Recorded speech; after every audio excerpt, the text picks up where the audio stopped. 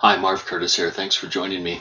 I want to tell you about a conversation I had today with a client of mine who initially came to me with severe neck pain, muscle pain, and joint pain, and that's what she wanted to work on. And so we began to talk about it and a little bit about her history. She'd had a lot of difficult situations in her life, some tough experiences, surgeries, relationships, and so on. But recently, just in the last 2 or 3 months or so, the neck pain had just become unbearable. She said it was like her neck was just a cement block, and it was giving her a lot of pain. So we decided, let's do a little bit of hypnosis. As we started the hypnosis process and started to just help her relax a little bit, she went into a full panic attack and just was breaking down.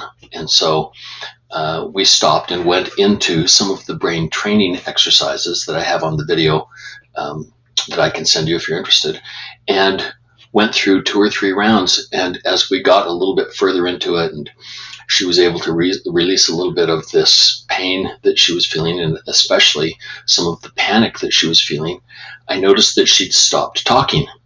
And I listened very carefully, and a little bit of time passed, and then I thought I could hear her starting to weep just a little bit.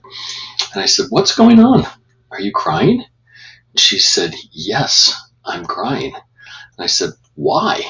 Because I'm thinking, we've just reduced your panic substantially. Why would you be crying? And here's what she said. "It has been so long since I've felt this calm in my body.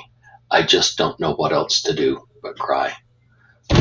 I was stunned to have lived that long, so that this experience, which happened really in just a few minutes, of calm and peace in her body was so alarming to her as being so foreign that it made her cry. It kind of broke my heart a little bit for her.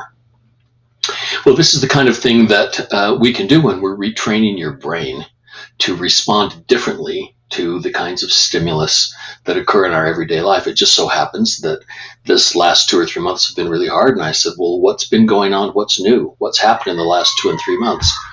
And like a lot of my clients, she had not connected the pain and stress she was feeling in her body with what had been going on in the rest of her life. She'd just broken up out of a really difficult relationship, had just moved back to her hometown, had just had to move in with a friend, bringing one of her kids with her, which was an awkward, difficult situation. I mean, it's not that surprising. She was feeling a lot of stress. And because she's the kind of personality that keeps a lot of her emotions inside, those emotions had to find a way to express themselves. And of course, she ended up with really difficult and extreme pain in her neck and other parts of her body. Well, this is just an example of some of the things that we can do when we retrain your brain to respond differently to some of the inputs and triggers that you have in your life. And it's also important to recognize and be aware that there is a connection between what you're experiencing in your life and what is coming out of your body. That was really helpful to her as well.